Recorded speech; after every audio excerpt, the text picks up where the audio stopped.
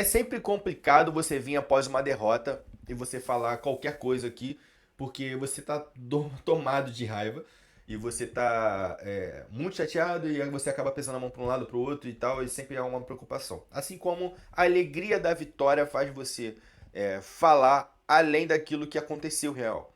Não estou dizendo que o jogo do Atlético Mineiro foi um jogo onde a gente não jogou tão bem assim, não, pelo contrário, a gente jogou muito bem e foi exatamente aquilo que aconteceu.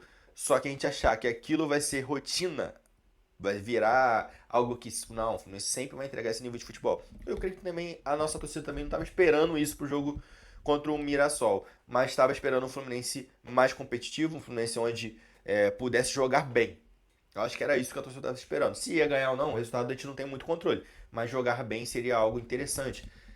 Tem algumas coisas para falar. Logicamente, a gente foi prejudicado pela arbitragem. Isso aí é uma coisa inevitável de comentar, apesar de eu não gostar muito de falar, porque é uma polêmica e tudo mais. Mas eu não vou entrar muito nesse assunto, até porque você já deve ter escutado muita coisa por aí já durante o dia. Então eu venho falar mais sobre a questão do Fluminense em si. Jogar bem, não jogar bem, jogador que vem entrando, que não deveria entrar, jogador que está tendo oportunidade que não deveria ter tanta oportunidade assim. Essas coisas que vem acontecendo no Fluminense recorrente, que a gente tá batendo e mesmo assim continua acontecendo. Jogador da base que vai entrar, que não vai entrar, que merece mais chance, que não merece mais chance. Jogador que tá afastado já tem um tempinho, voltou, jogou bem e não teve mais oportunidade. Isso tudo a gente tem como debater. A arbitragem eu não gosto muito de debater, então o nosso foco vai ser sobre Fluminense e a maneira como a gente tem de chegar a resultados mais expressivos e ter mais confiança no elenco.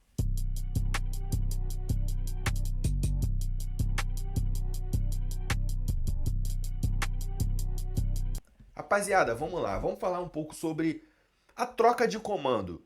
Assim, que culpas o Zubeldia tem na escalação do Soteldo, na não utilização do Riquelme, na não utilização do Lavega, do Lescano? O que ele tem culpa, o que o Zubeldia carrega como culpa nesse começo de jogo? Eu creio que nenhuma. Eu creio que nenhuma. Quando há uma troca de comando, como houve de Renato Gaúcho e para Zubeldia, você recomeça, independente do ponto que você está no campeonato. Independente se você está no meio do ano, se você está no final do ano, independente de onde você esteja, você recomeça. Que é o natural. Vai chegar um cara que não conhece, vai conhecer os jogadores mais carimbados, os jogadores de nome, mas alguns jogadores ele não conhece. E ele vai precisar colocar em campo para conhecer no treinamento. Ainda mais no dia a dia de hoje, onde você joga a cada 3 jogos, você não tem muito tempo para treinar. Querendo ou não, o coletivo não é como se fosse um jogo. Então você precisa fazer com que o jogador entre no campo para você identificar se aquele jogador vai servir ou não. Então você vai dando oportunidade. Você dá uma oportunidade hoje, o cara jogou. Ah, mas não jogou tão bem hoje, mas não tem importância. É um jogador que eu preciso ver esse cara mais uma vez atuando para eu tomar uma decisão e tal. O Soteldo já entrou 2 vezes nos jogos. Acho que no último jogo ele não entrou contra o Galo. Mas ele vem entrando. Então o Zubeldia tá tendo que colocar o cara. O Zubeldia tá tendo que colocar o cara para fazer um teste, para ele identificar se serve, se não serve. Vai chegar um momento onde ele vai colocar outros jogadores também para fazer o teste. Acho que o Moreno ontem ficou bem claro que não dá. Por enquanto não. Pode ser para ano que vem, pode ser para ano que vem, mas o nível para esse ano não dá.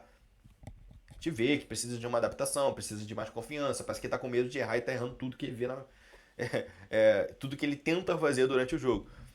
Mas assim, Soteldo, eu acho que o Zubeldia vai entender que assim, não é implicância da torcida, é realmente ele não tá conseguindo entregar. E vai ter mais oportunidade pro Riquelme. A base é complicado. Toda vez que você troca o treinador, o cara já não vai conhecer alguns jogadores que não tem tanta fama assim. Então ele já não vai conhecer. O cara da base, aí mesmo que ele não vai conhecer. Então assim, o Riquelme, o Renato Gaúcho reconhecia o Riquelme, apesar de não tava dando tanta oportunidade para ele, nem pra maioria das pessoas, né? Mas assim, o Fidelis, por exemplo, é um lateral excelente, pintou como excelente. O Zubeldia não sabe quem é. Ah, mas dá pra ver no treinamento. Que tipo de treinamento que dá pra ver? No coletivo. Quantos coletivos deve ter durante a semana? Assim, jogou final de semana contra o Botafogo, ele chegou na sexta, deu um treino no sábado, se não me engano, pra jogar no domingo. Aí jogou domingo, meio de semana teve jogo. Aí depois no outro final de semana teve jogo. Então, ou seja, eles só têm tempo de recuperar e ir para o próximo jogo. Então não tem tanto tempo para treinamento ou para ele entender o jogador que ele precisa tirar da rotação, o jogador que ele precisa colocar na rotação. Então, assim, eu acho que a partir agora dessa data FIFA, onde ele vai ter um tempo, uma semana para treinar, para preparar o time, para o time jogar o próximo jogo. Então daí ele vai ter o treinamento, ele vai conseguir entender jogador A, jogador B. Ah, mas você pode me dizer, ah, Renan, mas tem um Marcão lá e tal, o Marcão pode passar. Marcão pode passar, mas eu acredito que o Zubeldia acredita no que ele vê em campo. Então ele precisa colocar em campo. Mesmo que o Marcão chegue, ó, esse jogador aqui e tal, tá bem complicado, não vem rendendo muito bem, você precisa dar uma avaliada e tudo mais. Aí o Zubeldia vai ter uma atenção especial. Então, assim, deu oportunidade pro Soteldo, deu uma oportunidade pro John Kennedy, deu uma oportunidade pro Lima, deu uma oportunidade pro, sei lá, pro Germancano. E ele vai vendo com isso, ali no dia a dia, se esses caras merecem ou não ter continuidade no time.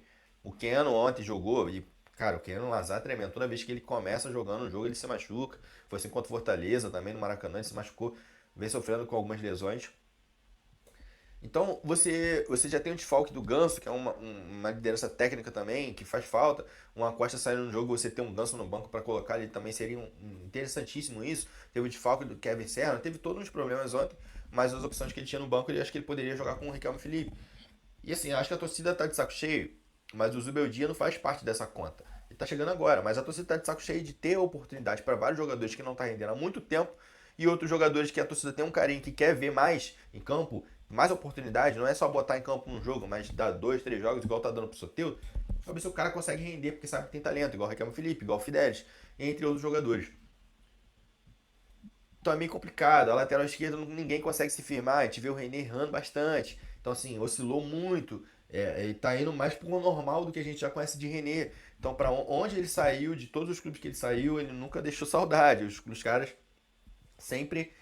Ele sai mal falado dos clubes. E é um cara que não gera confiança. Para ter como reserva ali, sei lá, um jogo ou outro jogar, ok. Mas pra ser titular é meio complicado. Aí você tem um Freitas que do nada tá jogando um excelente partido, do nada dá um doce tremendo. Então você não consegue entender. Ontem ele errou na primeira, a bola voltou, o Thiago Silva cobriu, ele foi.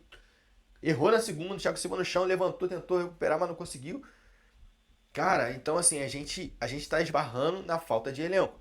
E quando eu falo falta de elenco, não é falta de jogador, porque de jogador tem um monte. Opção para o ataque tem uns 9 aí. Mas assim, confiança nesses 9 a gente não tem. Tem, pô, 3 4 ali que a gente. Pô, esse jogador aqui, o jogador ali, a gente consegue ter uma confiança maior. Outros jogadores a gente já não tem. Então é muito difícil. A gente gasta, sei lá, 30 milhões no Soteldo, a gente gasta não sei quanto no Moreno, e a gente não tem um jogador pronto. A gente não tem duas opções.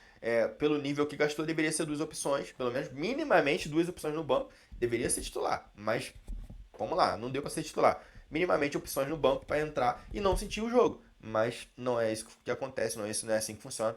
E a gente sempre fica pendendo para quando o Zubeldia ou o Renato ou qualquer outro treinador faz as substituições, o time perde ofensividade, perde de forma defensiva também perde. Então, toda vez que tem uma alteração, o time cai muito de rendimento. A gente vê isso nitidamente, o time caindo muito.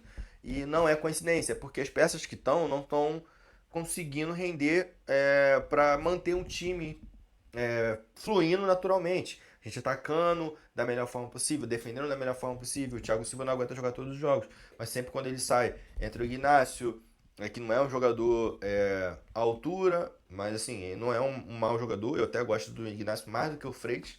Eu acho que a zaga titular deveria ser Ignacio e Thiago Silva, mesmo que o Ignacio joga com a perna direita. Isso pra mim, o Thiago Silva já jogou dos dois lados e consegue jogar tranquilamente ali, consegue fazer essa função. Mas eu acho assim, o Fluminense contratou mal, então quando você se contrata mal, o elenco fica pendendo para um lado. E é sempre assim, quando você contrata mal, você não tem peça de reposição. E quando você não tem peça de reposição, sempre quando você vai substituir, o time cai. É nítido isso é nítido. Então eu acho que assim, já que não contratou tão bem, utiliza a base. A base tem jogadores interessantes. Então, e tem o Lescano, tem o Lavega, jogadores que entraram bem no jogo contra o Vitória, que merecem uma oportunidade, merecem um tempo um pouco maior ali de cuidado, de confiança para os jogadores entenderem. Então, assim, no começo, agora do Zubeldia, eu zero culpa dele. Zero culpa dele, ele tá conhecendo os jogadores ainda, ele não tem muito o que fazer. Mas assim, mais pra frente a gente precisa cobrar. E se a gente não cobrar, um Lavega nunca vai entrar, um Lescano nunca vai entrar, o Riquelme nunca vai entrar e principalmente o Fidelis nunca vai entrar, já que ele tem dois laterais ali. O Guga acabou de renovar por 4 anos, que foi um troço absurdo. Mas a gente é muito pendente. Mas assim, a gente pende muito para esses lados. A gente vê como volante, por exemplo, a gente tem Hércules, a gente tem Martinelli e a gente tem o Nonato. Fora disso, tá todo mundo abaixo. Todo mundo abaixo. Então é Mais uma questão. A gente vai pra ponta, a gente tem o Serna e o Canóbio. E esses caras deveriam ser caras de elenco, não ser o titular do time. Mas eles estão sendo o titular do time até porque não tem tanta opção. Aí você bota esses caras pra jogarem, eles dão até um certo resultado, tem correspondido até mais do que eu esperava no ano. Mas se você tiver que tirar dois pontas no mesmo jogo, você vai ter falta de peça. Você vai ter um Soteldo entrando mal, você vai ter um meio de campo. O Acosta saiu. Não tem um jogador criativo igual o Acosta. Só o Ganso, mas o Ganso tá machucado, não tem opção. Aí vai entrar um Lima. Já perde um pouco. O Lima entrando com um jogo, o Fluminense à frente do resultado, é uma boa opção. O Lima entrando quando o Fluminense precisa ser mais criativo para entregar um resultado, já é uma outra ideia de jogo que eu acho que não flui tão bem. Ontem a gente pôde ver isso melhor. Beleza, rapaziada? Tamo junto. Tomara que o Fluminense consiga alcançar objetivos no campeonato, que consiga ir para a Libertadores através do Campeonato Brasileiro. A gente não sabe o que vai acontecer na Copa do Brasil, a gente quer que a gente seja campeão, mas nem sempre é o que a gente quer que aconteça, que vai acontecer, que vai fazer o Fluminense ser campeão. A nossa vontade vai fazer o Fluminense ser campeão, não. A gente quer que aconteça, mas a gente não sabe o que pode acontecer durante um clássico e assim, é muito complicado a gente prever alguma coisa. Beleza? Tamo junto, saudações tricolores, se inscreve no canal e dá essa moral. Tamo junto, valeu!